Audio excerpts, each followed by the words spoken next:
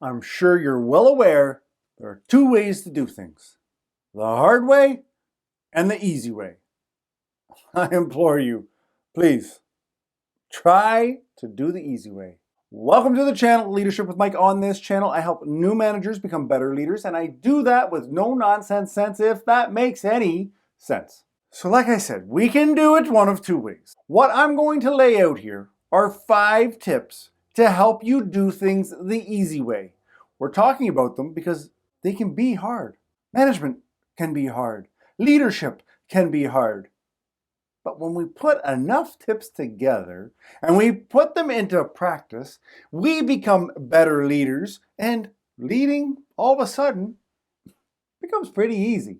So tip number 1, I want you to remember that what got you this promotion? What put you in this leadership position? It's not going to be enough to carry you through. You could have been the best salesperson, always reaching your target, always hitting your numbers, bringing in new clients. That skill set, although very valuable, is not the skill set that you need to transition to be the sales manager. There are 2 different jobs and 2 different skill sets. It's great that you know what the salesperson has to do, but now you need to transition and learn what the sales manager needs to do, because that could be you.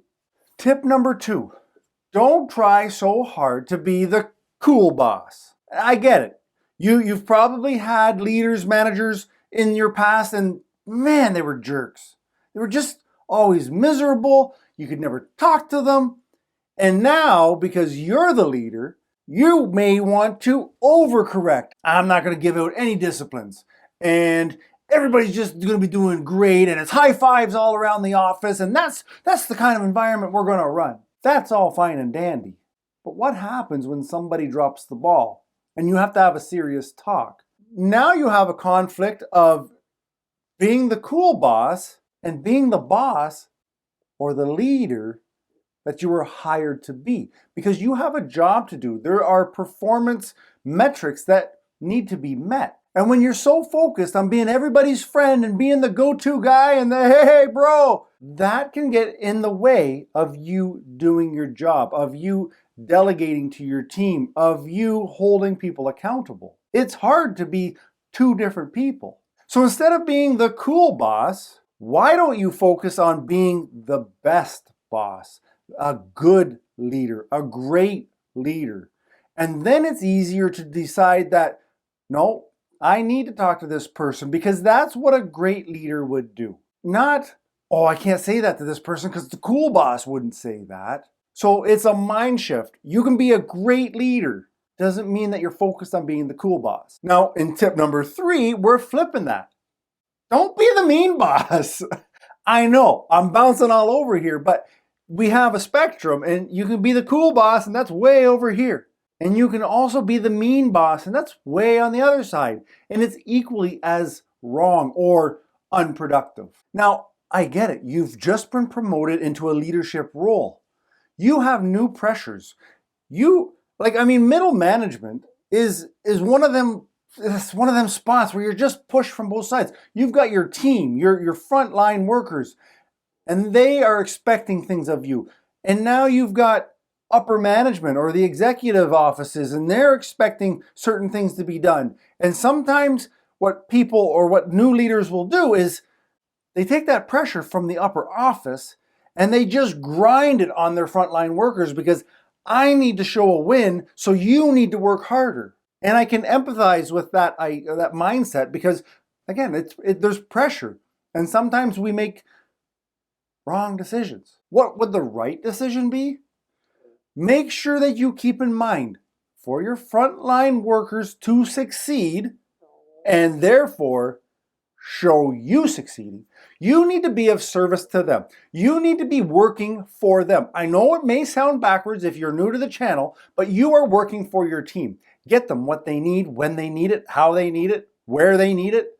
Make sure they have everything they need. Communicate with them, making sure that everybody understands what's going on. If they don't let them be afraid to come and talk to you. Make sure you're meeting them every now and again at the water cooler, just checking in, what's going on, how we doing. Not being a loser trying to make friends, but having a conversation with your team to make sure that they have what they need. This is going to get so much better results than you coming and just grinding on them and beating them down and trying to get the result. So I understand that you're going to have new pressures from above, becoming the mean manager, becoming the jerk. That is not the answer. Next, I find that new leaders try to do this, or I don't know why there's this need, but we like to micromanage because I know how to do that. So I need you to do it the way that I know how to do it so that I know that you did it right. Buddy, step back. Give your team clear boundaries. This is the end result we need. This is the timeline we have. These are the resources we can use. And with all these tools, allow them to get to the end. By doing this, you are showing that you trust. They know how to do their job, man. Let them do their job. You're showing that they have the skill set and that you believe that the job will get done the way it's supposed to be done. Now, if you have doubts or if you are concerned because you're new in this leadership role, what it's okay to do is check in. Again, not micromanaging, but just checking in, getting updates every so often, just so that you can ease yourself in. And I would also go as far to say as, be honest with your team. Tell them you're nervous, we want to make sure that this deadline gets hit, or I want to make sure that this is turning out right. You got me on this?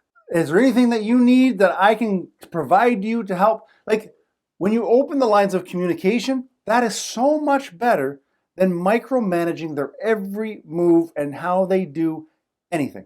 If you're liking these tips, if you have questions that you need answers to, consider becoming a member of the channel. What does a membership get you other than, me thinking that you're the coolest person?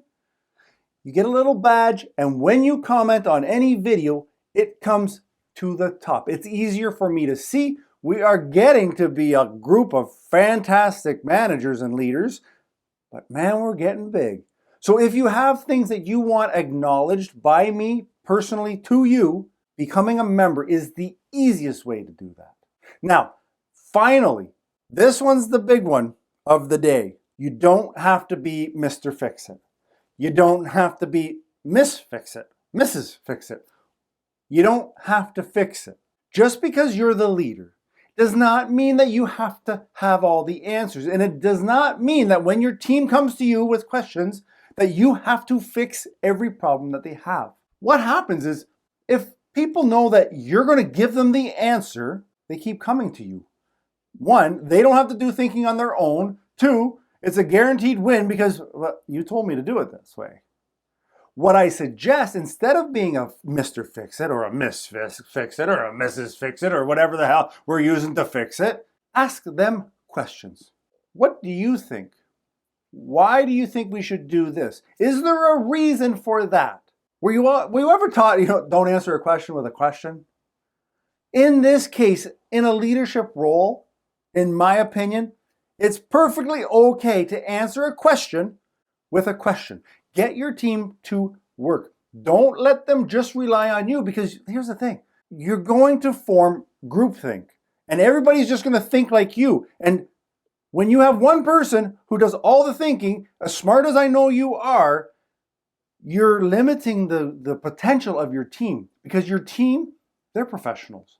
They're experts. Their opinions need to come out. And the best way you can do it is by not giving the answer and actually turning it around and asking some different questions to make them think and therefore come up with the best answer. Anyway, get your coffee because I got more tips coming in the next video. Ciao.